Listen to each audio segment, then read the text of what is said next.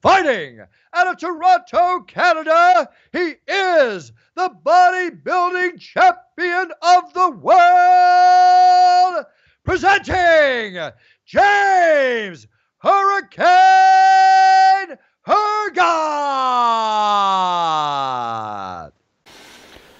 James Hergott here with the Hergott Show, and I am with Roger Bowman, who's a wellness specialist, and his expertise is working with various doctors and other people in the health industry with regards to HRT or TRT, otherwise known as hormone replacement therapy or testosterone replacement therapy.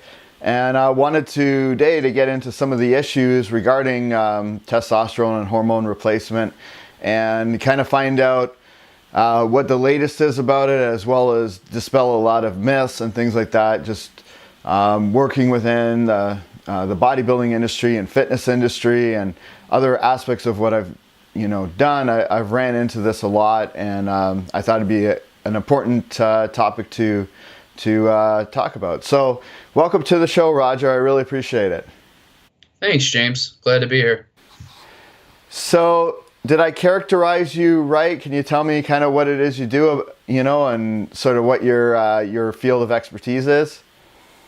Yeah, I think for the most part, you hit the nail on the head. I mean, what you mentioned, I would say 90% of my work that I do day to day, week to week, is involved with, it involves consulting work. I work with a medical group outside the Chicago area with a lot of our clientele in their HRT programs, hormone optimizing programs.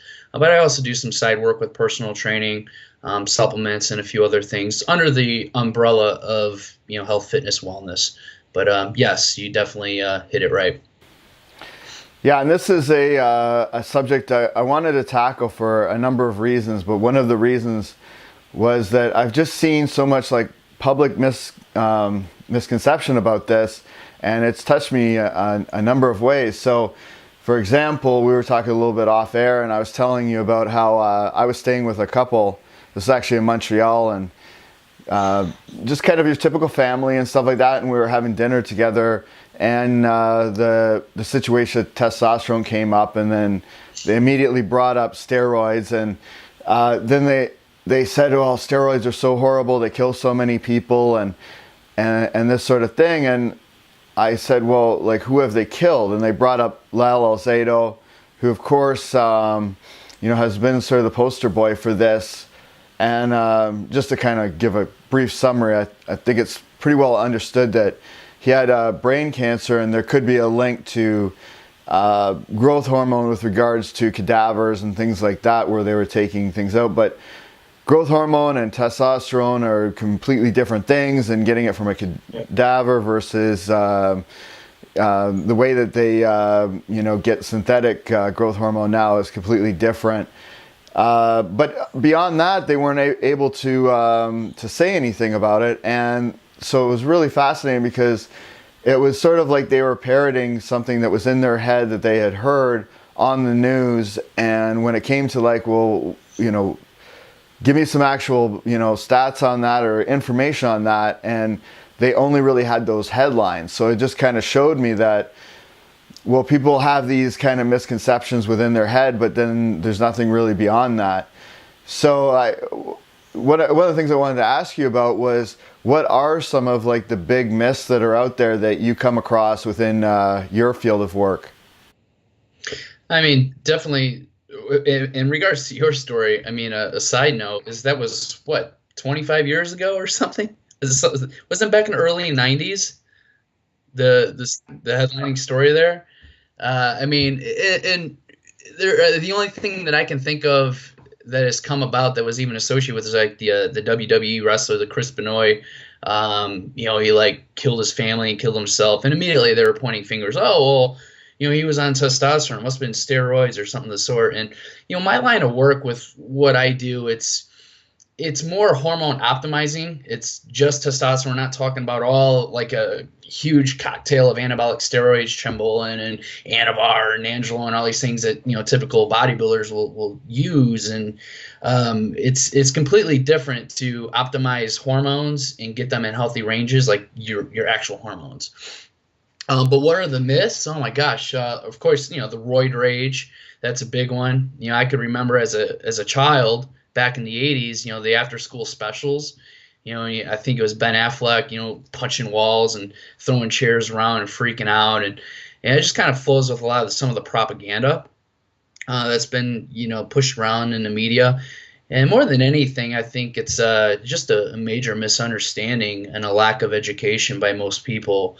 It's funny because, I give a lot of stories, but, a few years ago, but this is probably about 5 years ago, when I started working full time as a HRT consultant, I was circled around with some friends, catching up because I haven't seen these people in several years, and they're all sitting around smoking. We were outside on a patio. They're all smoking cigarettes, drinking beers, and they asked what I was doing, for a living and everything. And I was like, at the time I was an office manager for an HRT clinic, working side by side with the doctor, and they were like, "Whoa, well, like hormones and testosterone? That's like really bad for people, isn't it?" As they're smoking cigarettes and drinking beers and stuff. I'm like, oh my gosh. And, most people, as we know, especially here in America, we're obese. We shovel down, sugar and box food, bags food, and that's okay. But, you mentioned testosterone or certain hormones. It's like taboo. So, others, it could be addictive. It can cause heart attacks. Doesn't that stuff cause heart attacks, or doesn't that, contribute to cancer? In regards to testosterone, one of the things I always ask people is how many 19, 20-year-olds men, do you know that get heart attacks and have cancer when their testosterone levels are at an all-time high, raging high? When does that happen? Never. You don't hear of, 19, 20-year-old guys getting cancer, having heart attacks, because it's just kind of a more myth than anything. Again, just lack of education and lack of knowledge. We know what we know, and, the media, it kind of portrays things in a not so good way to us. Yeah, it's definitely true. And just some personal things myself that's kind of interesting. So my grandfather, he had a heart attack when he was 35. So, and of course, this is long before there was any kind of anabolics, and he certainly wasn't on any kind of drugs or anything like that at the time. And I'm sure that if he was taking steroids or something like that, it would be immediately attributed to that. So Sure. there's all kinds of things that affect you. And a personal story that happened to me is that, without getting into too much detail, I had a life-threatening situation where I had an ulcer. And this ulcer burst, I had no idea about it. I thought it was just cramping. I got rushed to emergency, and they had to open me right up and all that sort of thing. And really what it was is, well, they don't know how the ulcers really start, but the aggregating or the factor that really made it bad was that I started taking Advil for the pain.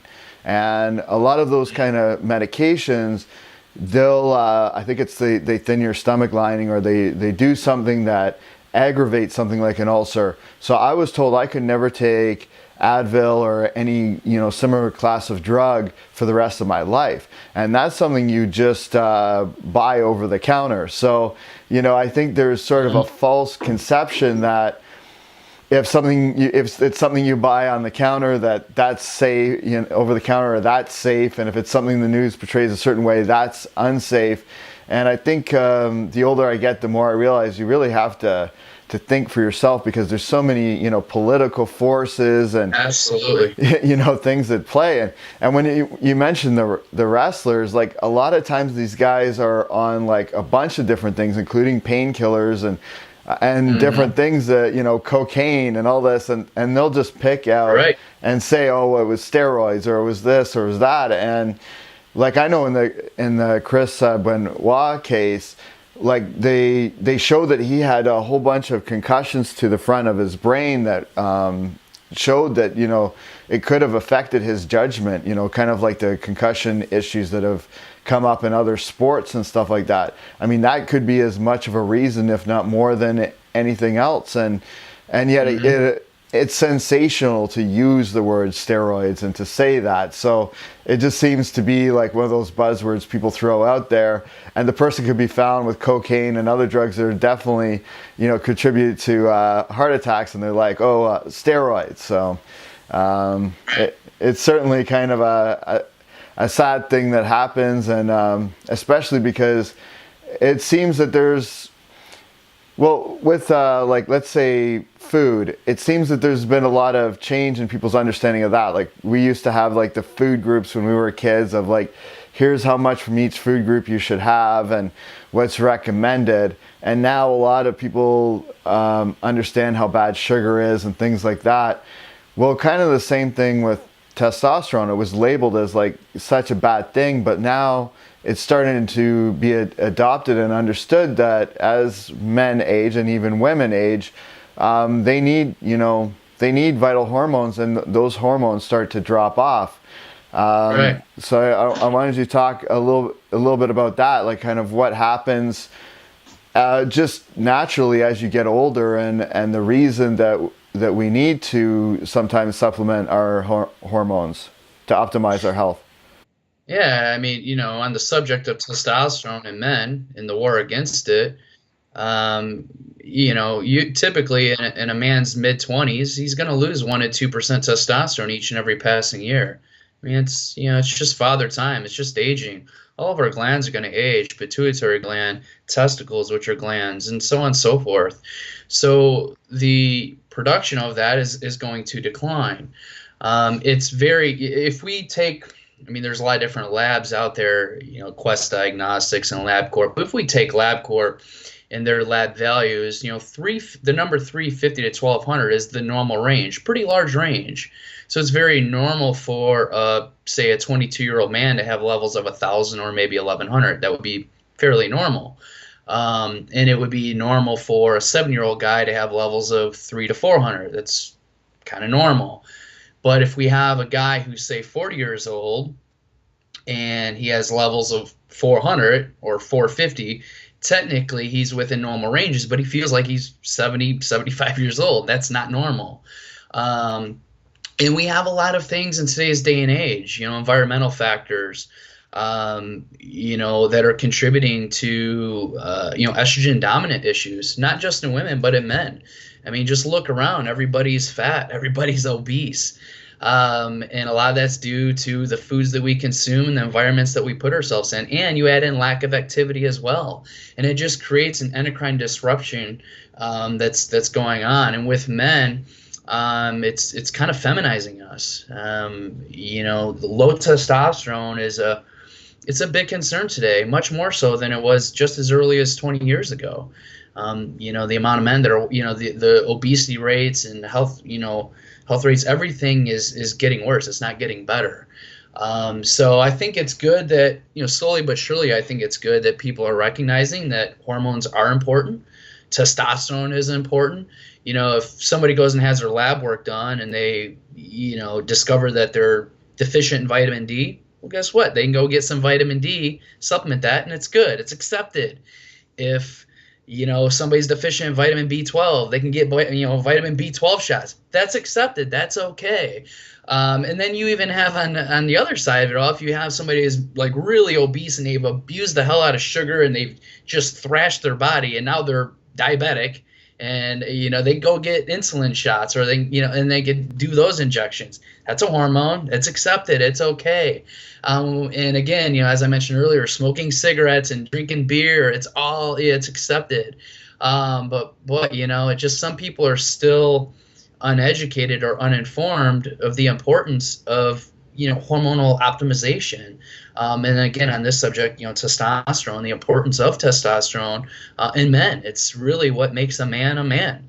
And to be deficient in that, vitally important hormone, it can really be detrimental to men and our psyche, our overall well-being, and our overall health.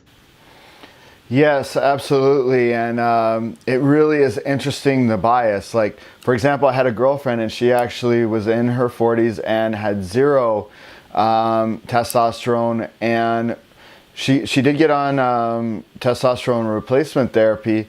But then another doctor later on said it took her off of it and said, no, this is, you shouldn't be on this. And it seems like even a lot of like regular doctors and things like that have a lack of understanding. And I've lived in the US for 12 years, and but I was born in Canada, and I currently live in Canada.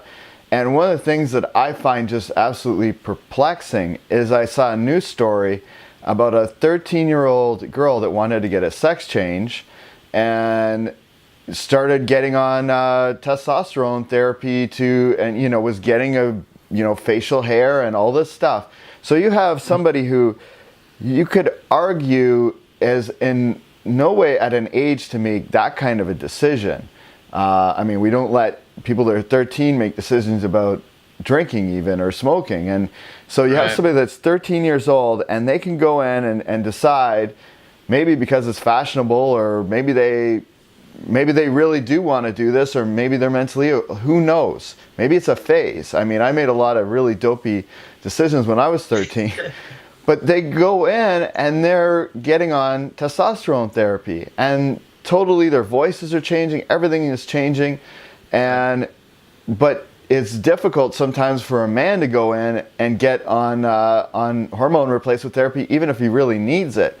So I wanted to know if you knew any stories of that, of this kind of situation, and the difficulties people face, and kind of that paradox of how it's okay if you want to change your sex, but if you just want more of the hormone that you have. And beyond that, it's so common for women to simply go get birth control pills. If you think about it, synthetic progesterone and estrogen. And it's just one of those things that's okay, it's accepted, and but again, you got a man, typical scenario that I have and I hear about pretty much on a weekly basis, James, is we'll have a guy, this is really a common scenario. We have a guy, his libido has got up and gone, he has no cognitive abilities, his fuzzy brain, he can't think straight, feels kind of depressed, run down, he's gaining more and more body fat each and every passing year, his muscle mass is just dropping, and he's really just kind of feminized, he feels like dog crap. And he goes to his doctor and he's like, hey doc, this is my situation, I feel like crap, no sex drive, I feel depressed and run down. And the vast majority of the time, the primary care, because they, I'm not here to shame doctors, because every doctor is great at what they do and much respect.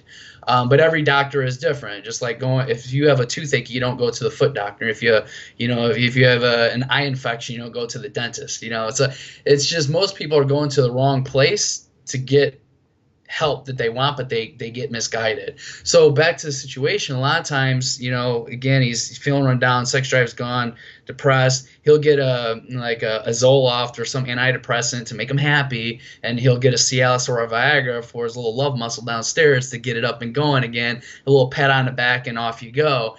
And it's masking the problem with a drug, whereas the real solution would be getting to the root of the problem, which in a lot of the situations, it's simply, he may have a major deficiency of testosterone, and maybe his estrogen levels are extremely high, maybe because of environmental factors, diet, and so on and so forth, and maybe even his thyroid is out, or this, that, or the other. And unfortunately, a lot of men do not get the help that they need and they deserve. And I just think that that's very unfortunate. But fortunately, they'll seek places out, people out like ourselves, that YouthRx is the name of the medical group that I consult for. So they'll find somebody like us and reach out, and then they finally get the help and care that they deserve. So yeah, there's just a lot of unfortunate, scenarios that are going on, and so. Right, and you know, the thing is that what you're talking about is quality of life issues, and I think we both agree that you know, you certainly have a right to that. And I would argue that even if it was completely cosmetic, I mean, you have people that are undergoing a plastic surgery. I mean, Kanye West's mom died from getting, you know, boob surgery. There's all kinds of risky procedures that people undergo just for cosmetic reasons that could be considered a lot more unsafe. So to have this kind of like bias against something that is a quality of health issue, and to your point about like, you know, dealing with the symptoms rather than the core, I really think that, you know, well, Big Pharma, they have a patent on Viagra, and they have a patent on antidepressant pills and things like that, and they make a lot of money off of those, and those treat, you know, symptoms. But what if it is a testosterone deficiency? I mean, there is some delivery protocols and stuff that are patented, which probably is the reason that it's kind of becoming more accepted. However, you know, it could be that person is just older and their testosterone is low, and therefore that's why they're having trouble getting an erection. Therefore, that's why they're feeling depressed. And now you're putting them on a drug that has all kinds of side effects, when maybe it's just, you know, a very simple answer, and, you know, there's not a lot for pharmaceutical companies to make off of basic testosterone. Right. You know, it's really important that a lot of people really take ownership of their own health. I've become a very big believer in that. It's one thing to just mask the symptom and treat the symptom versus treating the person. There's a very big difference. Treating the person would be something like getting to the root of what is their hormonal endocrine picture looking like. Is their testosterone low? Is this off, or is it higher? Is this high or low? And balancing that out from the core of it all. Because, you know, taking the situation of testosterone and testosterone optimizing, you know, therapy, testosterone plays so many roles: cognitive, you know, clarity of thinking, energy levels, muscle. I mean, muscle burns calories, which keeps us lean. It bone density, heart health, and just the list goes on. So it's several things that testosterone is involved with. And that's what I mean by treating the person, not just the symptom and slapping a Band-Aid on it with a drug or, you know, a pill. Because last time I checked, we didn't have a deficiency of Viagra or Zoloft. We don't have a deficiency of that. But a man can have a deficiency of testosterone because it's a real thing. So, you know, I think it's coming. I wish it was sooner than later, but I think the day is coming where, as a whole, you know, the public is going to be more knowledgeable and educated on testosterone and men's health. I mean, I'm crossing my fingers and hoping that that's coming sooner than later, because men deserve it. You know, women get attention, like you mentioned. You know, transgender people are desiring to do that. They get attention. All these people get attention, but men, for some reason, we really don't, and they have to look really, really hard to get it. Yeah, it's true, and I have a confession for the show. So I am on testosterone myself, and I will tell you kind of how I went about that, because I know people are going to say, well, he's a bodybuilder, so they're gonna jump to one of two conclusions. The first is going to be either, well, he was on steroids and killed his natural endocrinatic system, or two, he wanted to get on this because he's a bodybuilder. And well, first of all, I do bodybuilding as a hobby. I don't have any like goal of becoming an IFBB pro or anything like that, although I wouldn't turn it down if it happened. That's not my main focus with my work and things like that. It's something I do. But actually how this came about was that I had a traumatic situation happening in my life, and there was other effects. Like I had started to get fatter. I had started not feeling right in other ways, but I never anticipated actually that I had a testosterone problem.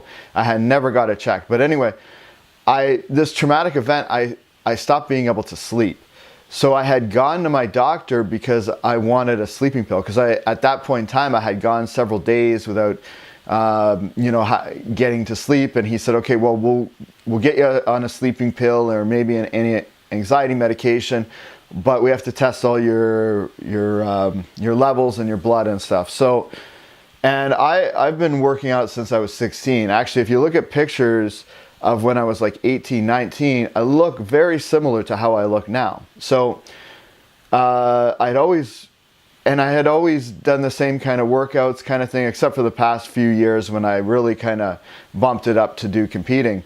But other than that, but even though I was doing the same workouts, my body started to change and just progressively gained weight from, I guess I was great around like 23, but once I started to get into my 30s and stuff, there was definitely a change within how I looked. But since I worked out all the time, I thought, oh, my testosterone must be high. And then it came back and it was very low. And then I got it retested by an endocrinologist. And I actually went to 3 different doctors, all of who prescribed it to me. And at first, actually, instead of being like excited about it, I was kind of like a little bit ashamed about it, because, I thought, well, it's kind of like, it's associated with your manliness. So I kind of felt, bad about it. So it's not something I did because, I wanted to do bodybuilding. It's something that happened because of other things in my life. And I totally didn't understand that I had an issue with that at all. And I had never done any kind of steroids or anything prior to getting those test results. So that's just something that happened to me in life that was like a complete surprise. So that's a personal story of mine. And just to kind of share some of the things that I've had to face in my life. So one, and I know we talked off air about this, and you were saying, you've seen other people deal with this. So I have like a custody case with my daughter, and it was brought up by the other side. And I mentioned to you the girlfriend that I had who had like 0 testosterone. She was put on testosterone therapy in her 40s. Well, I'm 40. And this judge said, well, why does a man 40 years old, why does he need to be on TRT? And suddenly you have somebody who's a judge judging you in terms of from a medical point of view. And then it seemed like a really kind of ridiculous thing, because I mean, I don't know. It's like, why is that such a bad thing? Like, why is it? Because then he said to me, well, if it's a gel, like it could get on the child. If it's a needle, like what if the child, it's like, okay, well, if you're talking about syringes, you could have knives. If you're talking about, well, if it's a gel, you could have pills that are out of any kind like there's hazards everywhere. So it just seemed like a non-argument that was brought up that I perceived to be sort of just an anti-male argument, basically. So I wanted to know like what your experience has been in that area, and kind of, some of the stories maybe you've experienced or seen. Yeah, no, I mean, I've definitely come across a lot of similar situations. I've been in a couple of relationships in the past where I was reluctant to say, because I'm on HRT as well. I have been for over 5 years. I'm about to turn 39, so I was 32, 33 when I started. In my own story, I knew that my testosterone levels were slowly going down, but it really just kind of got to a breaking point with me, because I swear it felt like it was taking forever to recover from workouts. My energy levels were suffering. Just a lot of the typical, low T symptoms were starting to come about. My sex drive was definitely, diminishing. So it's like I finally reached that point where, even though technically I was within normal ranges, I was definitely at the very low end of normal. I really literally had the levels of like a 65-year-old guy, and I was, 32, almost 30, 33 at the time. So that's when I decided, which, all those things, of course, bump back around. But, for the most part, I really don't advertise to a lot of people, friends and family, that I'm on HRT. Through the years, a lot have, just in private discussions, and Facebook, people see what I do for a living. So of course they're going to ask. So I've kind of let the cat out of the bag, so to say, slowly but surely through the years. But yeah, I mean, the judgment is definitely there. I work with a lot of guys, consulting, because I'm kind of like the middle person between the patients and the doctors and all that. And I spend a lot of time with clients, answering a lot of their questions. A lot of guys will have their programs hidden from their wives or their girlfriends just because they're dead set against it, because of this mentality that they hear in the media and whatnot. So it is, it is common to be discriminated against, and it's just unfortunate, really.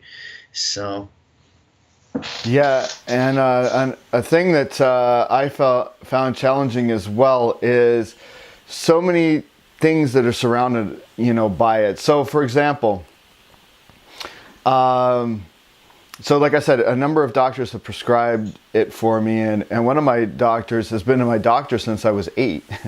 So, but initially it was all gel that I was, given. And now I have like a 2.5-year-old daughter. So I wanted to get, I wanted to be able to do injections because, well, I felt that would be more stable, but also then, the gel would have less of a risk of coming off on my daughter. So to me, it was a healthier, more pragmatic decision that was safer for my daughter.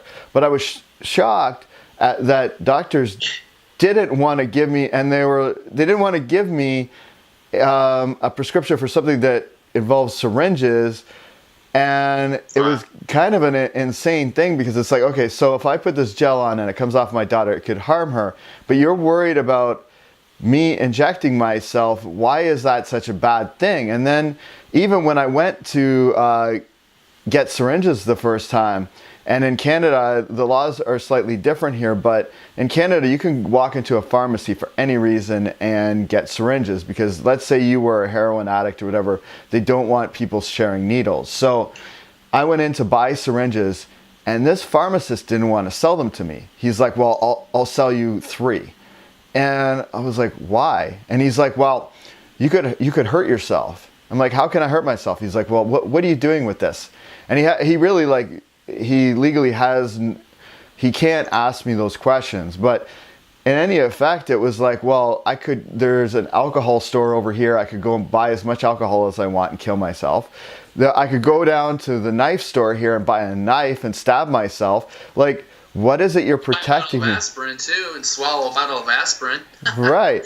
I mean, people die annually of aspirin all the time. Many people actually from, just over the counter, drugs that you can buy. And that's not in the headlines. You don't really hear about that. So yeah, it is extremely frustrating with and that was like what I was telling you with my case. That was what almost killed me, was that I had a situation that was made worse by taking aspirin. So, or Advil, I should say. So, you get these people that they I don't know where they get their ideas from, but they're trying to protect you from yourself. And it just seems like it's a very kind of discriminatory thing based on nothing. And I have friends who, are much bigger than I am because, I only weigh around 180 pounds or, I'm not super big, but I know, and they get the same kind of grief and stuff like that. And it just seems to me that, tied into the testosterone is kind of a war on masculinity, that it's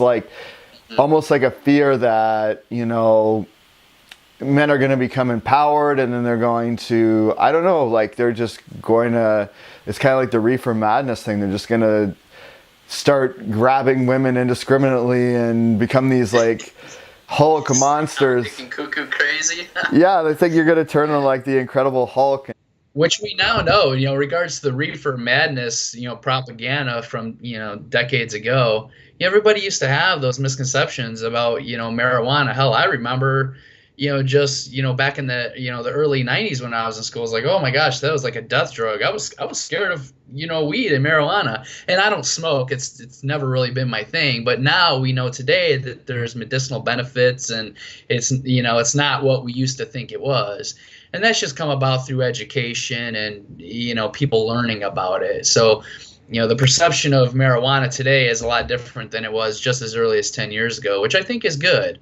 And like I was saying earlier, I think, hopefully that is coming. I think it is coming with the testosterone and the hormonal side, for men. But yeah, it's just, again, I think it's just education and a lack of it. I think the more we learn and the more, men take accountability for their own health and well-being, the better off we'll be. I mean, long gone are the days of, doctors doing house calls or even doctors spending 15, 20 minutes with you. Because there's a lot of great, doctors out there that actually do know about HRT and testosterone and all that. But the amount of time that you get with them is very limited. That's actually where I come into play. I'm kind of like the middle guy, between the doctor and our clientele. So I'll be able to answer and address any questions they may have in regards to nutrition or supplements they're taking and how this works and how that works, and kind of give them that extra care and that extra time, to listen to them and help them understand things a little bit better and a little more clearly. But it really is, it's up to us men as individuals to take accountability for our health. Just going to your primary care physician and not really knowing what you're doing and putting it all in their hands, it often doesn't work. Just like the case of, getting a Viagra or Cialis and a Zoloft, and, you're on your way. So I just think that's critically important. Yeah, I agree with you, and I think it's important. I think men have a thing where maybe it's an issue that is touchy or we're shy about, and maybe we've let the media kind of push it around a little bit, and we haven't really fought back against the narrative that's been out there.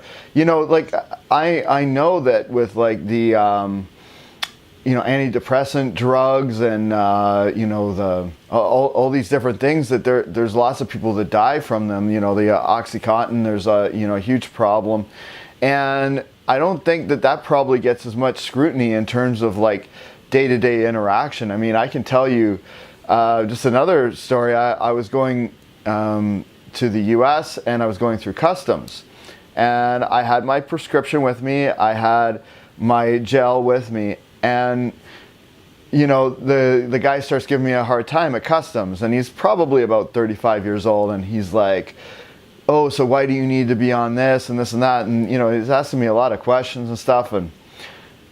And I said, well, your testosterone decreases as you age. And he's like, and he had a bit of like a pot belly. So I was kind of laughing inside because he was like, well, I hope that never happens to me.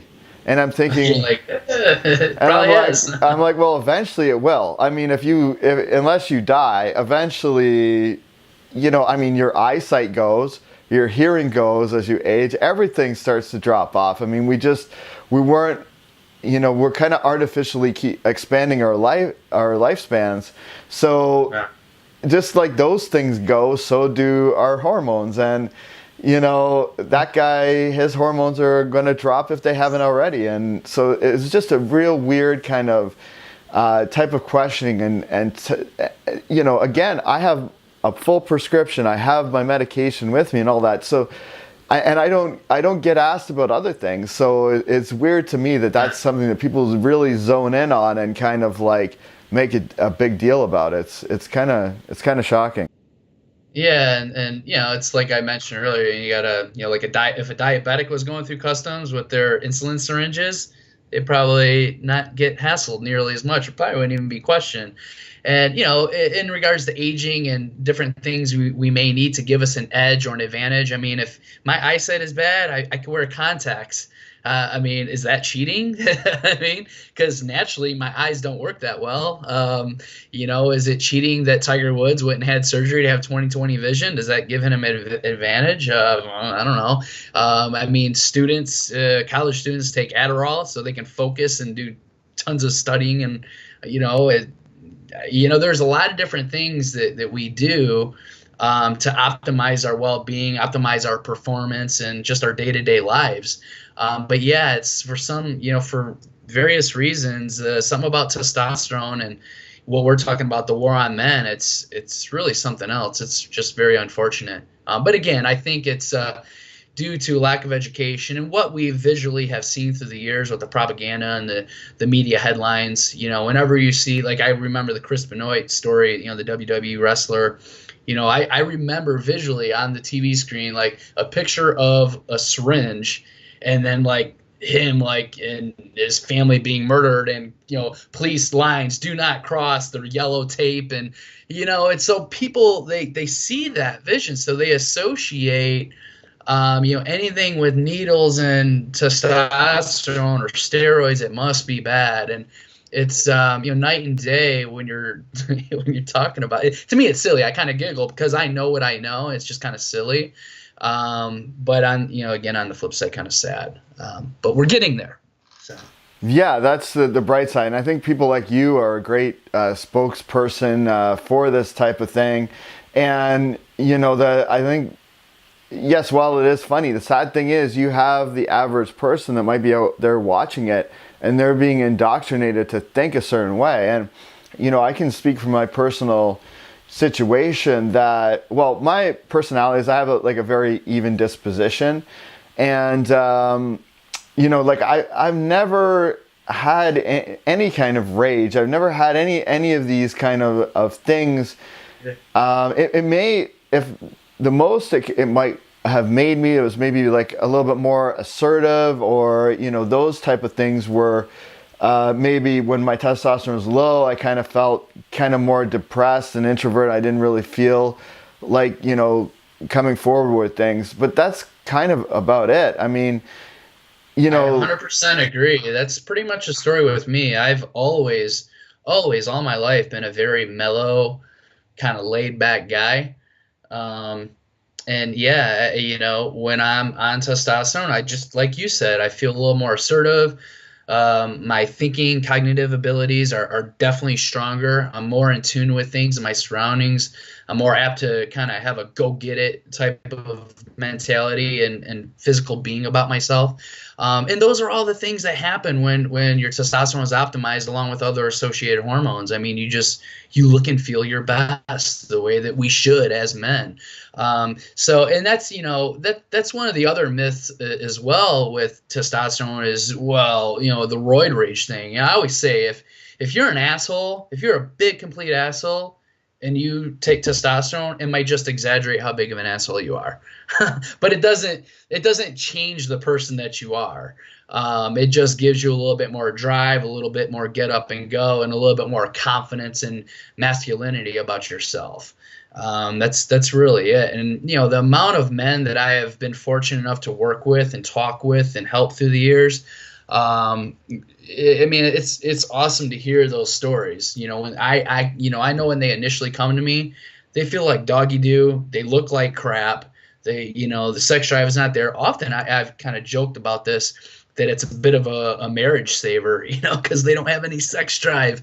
Typically within 3-4 weeks, boom, their sex drive is up. They can perform in the bedroom. They can play with their kids when they get home at night. They have energy to go to the gym. Of course, what happens when we go to the gym? We work out. We actually build muscle. Muscle is metabolically active, which means our metabolism is higher. We lose less body fat. And the whole obesity thing is, of course, related to cancers and heart disease. And so it's just this big full-blown circle where, again, if we're optimized, we're healthy. If you're not, it's the opposite. Actually, low testosterone is associated with heart disease. There's actually a recent study, it was interesting to read it.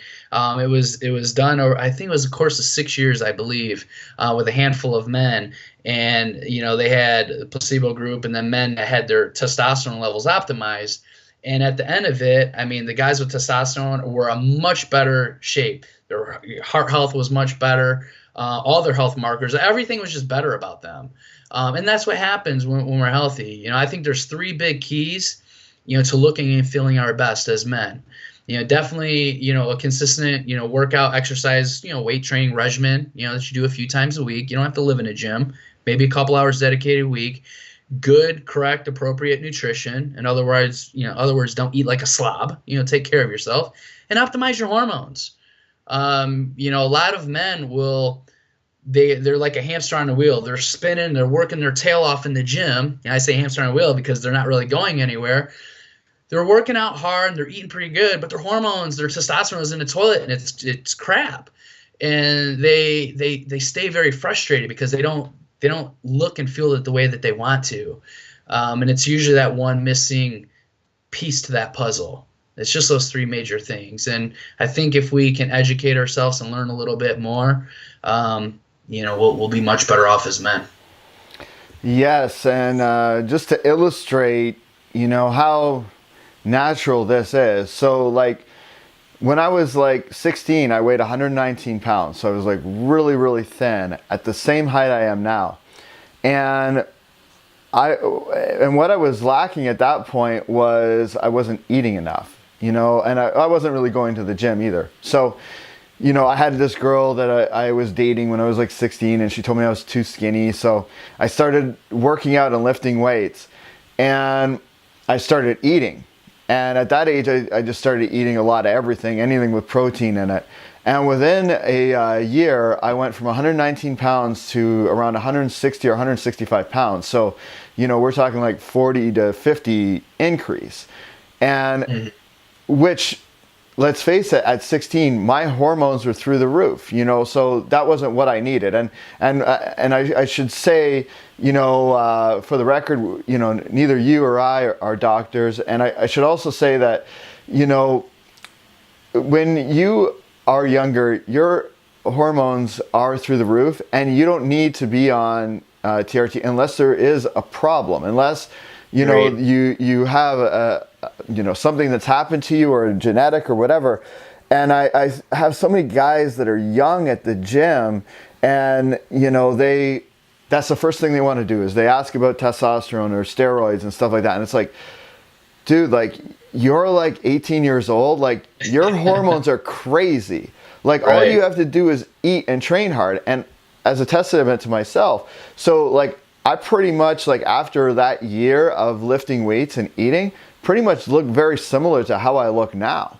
So, and, the crazy thing was then I was getting accused at that time of being on steroids. People suddenly saw this drastic change in me and were like, are you on steroids, this and that? It's like, no, I just learned about weight training. I started eating more and stuff like that. And my body was primed.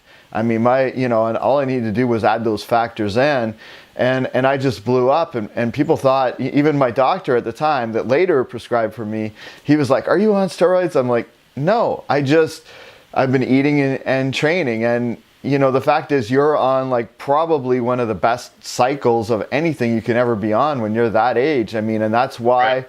you feel great. That's why, you add muscle. That's why you're so athletic at that age. And, you take it for granted because as you get older, you don't have that same kind of ability to add muscle. So, And that's usually one of the factors that's missing is the hormonal picture kind of takes a nosedive. And but just what you were saying, when you were a younger guy, you had the three big pieces to the puzzle. You're eating right, you were training consistently and correctly, and your hormones were optimized. Obviously naturally when you're younger.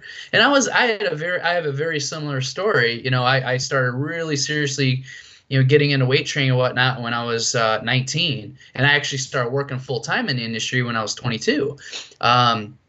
So yeah, I mean, I looked good, I felt good, and again, when I was approaching the age of 30, I noticed I started kind of backsliding a little bit. And I'm like, ugh, and that's when, like I said, I was 32, almost 33. I got on an HRT program, and then boop, brought my testosterone and everything right back to where it was, and then I immediately reversed what was kind of starting to slide downhill. And like yourself, I've competed and whatnot as well. I actually did win my IFBB Men's Physique Pro card a few years ago. And a lot of that was due, to having my hormones optimized and doing, putting it all together. It's just all those things are important for sure. Well, I think that's a very important thing to tell both sides. One, if you are a man and, you're getting up there in age, or even if, you're feeling the symptoms that you're talking about, whether it's depression, erectile dysfunction, lack of sex drive, changes in mood, and all these things, increase in fat when there hasn't been a huge lifestyle change, it's definitely something you should check out. And conversely, if you're like 18 years old or whatever, and your hormones are through the roof and you're getting pimples everywhere and stuff like that, you do not need to go on steroids. Like, no. Unless you're like an elite athlete that like, that's like your thing, like you're a power lifter and you want to be the best of the best. Unless you're that, like when you're 18 years old, you're basically on a massive cycle, and you don't want to risk like hurting yourself down the road. There will be a time for that. And I feel that, in our world of like quick answers, people at that age are like looking for something simple. And I understand that they're thin. I've been there. I've been skinny. And it's like, it's food. Food is the key when you're that age. That's why you're rail thin. Your hormones are there and they're ready. Just, all you have to do is add in that food and some heavy lifting, and, you'll blow up. So the last thing you really need is the steroid component out of those, or testosterone component out of those three components that you mentioned, Roger. Yeah, and the TRT thing, it's a big step for a man to introduce testosterone replacement therapy. It really is. We at Youth RX, who I consult with, we really don't look at anybody under the age of 30. And even those that are at the age of 30, and it's kind of like a gray area, often, we may offer like a clomiphene HCG type of therapy approach, to where we stimulate their endogenous natural production of testosterone and get those androgenic pathways kind of flowing a little bit better on their own. Because that is a thing. Once you do introduce testosterone, whether it be via cream or injections or pellets or what have you, it's kind of like a lifelong commitment. Once you get on that, your endogenous natural production is going to slow down. So there are some definitely there's some important factors to look at. We would be silly not to mention any repercussions or cautions that come along with testosterone replacement therapy programs. When you do optimize your testosterone through these programs, it is critically important. This is some good advice for any watchers or listeners. It's critically important that you find and get with a doctor who pays attention. Seriously pays attention to some of your health markers, such as hematocrit, hemoglobin, your platelet counts, iron levels, because when you take testosterone, those numbers in some individuals do tend to go up. And if your hematocrit, hemoglobin, platelets, if they're very high, again, which does happen, your blood, the viscosity of your blood becomes thick, in other words. And of course, over years and years of time, that can become an extra strain on the heart. So that is something to watch for, which of course we do, PSA numbers, which actually it's so extremely rare to see. Prostate-specific antigens, which associate with the prostate. Typically, men with low testosterone have very low PSA numbers. And when they supplement and get their testosterone in healthy zones, their PSA numbers actually just go in normal zones instead of being really low. So that's actually rarely a complication. Paying attention to lipids, and a few other important markers. It really is important to work with a doctor that knows what they're doing. And as I mentioned earlier, you, the individual, take accountability for your own health. I think that's very important. So I think if you find a winning match like that, man, men can look and feel their best for years and years to come, and be healthy too, and not sacrifice anything long term. So, yeah. Yeah, no, absolutely. And, further to your point about the prostate cancer, about prostate, it seems to me there's a big myth out there about prostate cancer. I had heard it from some of the doctors when I initially got my results. Are like, well, we don't want to risk you getting prostate cancer. And my layman's understanding of it was there was like one study a long time ago on it was like a very specific thing where they found somebody that had prostate cancer, and it really hasn't been something that's shown itself. There hasn't been a correlation, to my knowledge, between testosterone and prostate cancer, other than kind of that one-off study that was very specific and pretty outdated. So I think it's one of these things where, again, it gets passed down as kind of a myth that people accept as a truth. And so maybe do you know anything about that, Roger? Yeah, as to put it as simple as possible, and this is what I mentioned, like, I think at the very beginning of this, is think of the young 20-year-old guy who has really, really high testosterone levels, and they never get prostate issues or prostate cancer. I've never heard of a case. And I've never heard of a 20-year-old guy with high testosterone, because all guys have high testosterone at the age of 20. I've never heard of them having heart attacks. We just don't hear about it. So that's one of the easiest ways I could put it. I'm not a researcher. I am not a medical doctor. So there's borders that I don't want to cross over. But there was a recent study, actually. I cannot remember the source of it, but I was reading on it. Literally, it's just like a week or two ago. They actually had a pretty thorough study where they utilized testosterone, and it actually helped in prostate and cancer cases. So studies can be flawed. It's kind of, depending on who's funding them and money behind the curtains, people can kind of cherry pick what they want the study to say. And again, back to kind of propaganda and headlining things, through the years, that, as you said, it's kind of been passed down. But personally, it's just my personal opinion. I don't see, any strong correlations with testosterone and prostate cancers.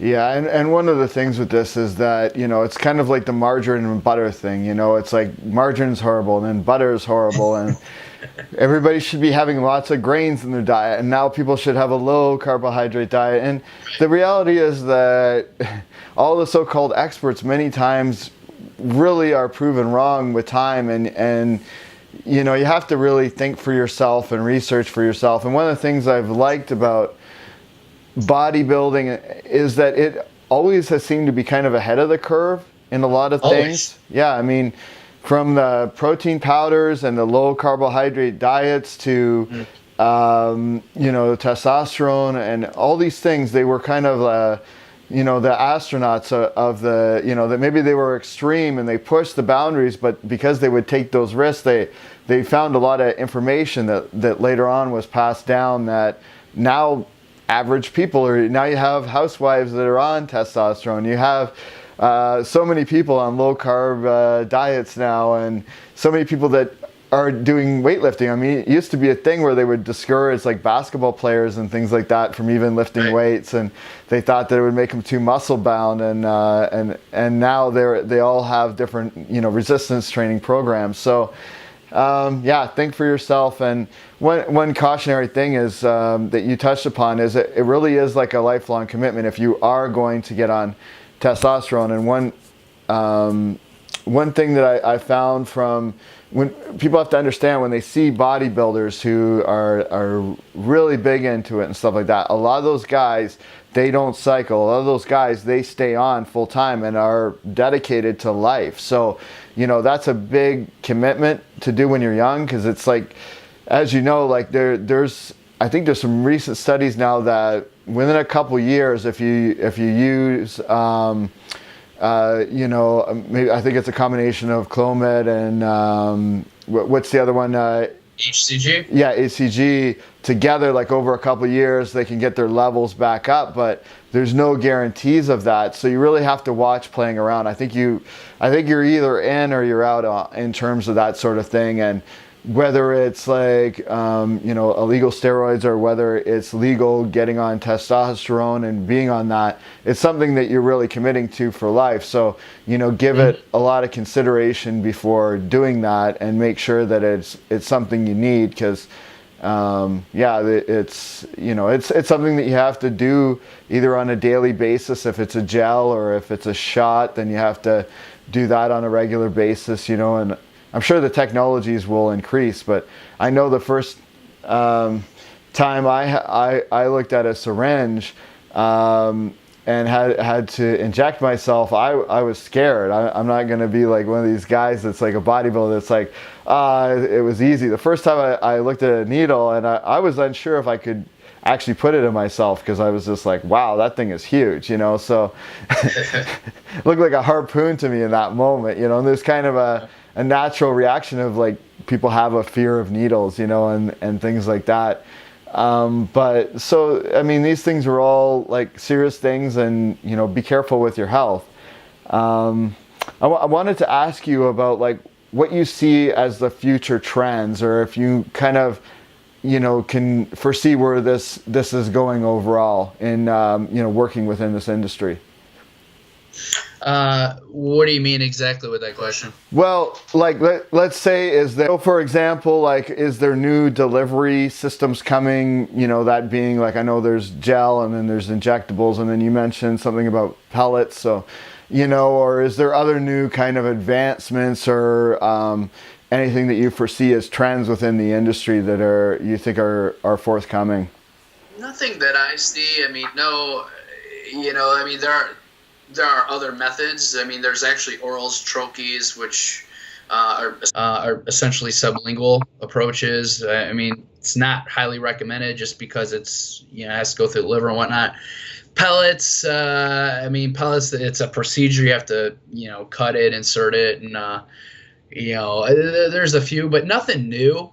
It's really just a matter of, and I say everybody, including, people like you and I, doctors, and then researchers as well. As the years go on, we're learning more and more and more, and we're collecting more and more data and case studies on TRT and HRT and just everything that's under this umbrella that we kind of dub as anti-aging.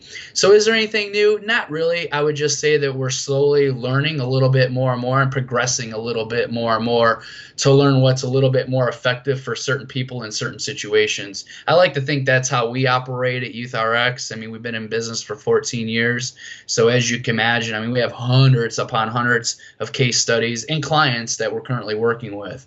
So it really gives a lot of insight, and just, I mean, every scenario imaginable that you could think of, we've probably dealt with it 20 times over. So again, I think it's just time and experience, really, nothing new.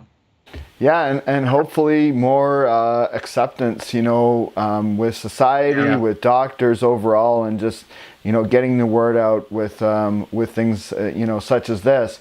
So I'm completely ignorant of how this works within the U.S. So if people are interested and they feel that they have a problem, are they able to contact you? Is it something that's state by state?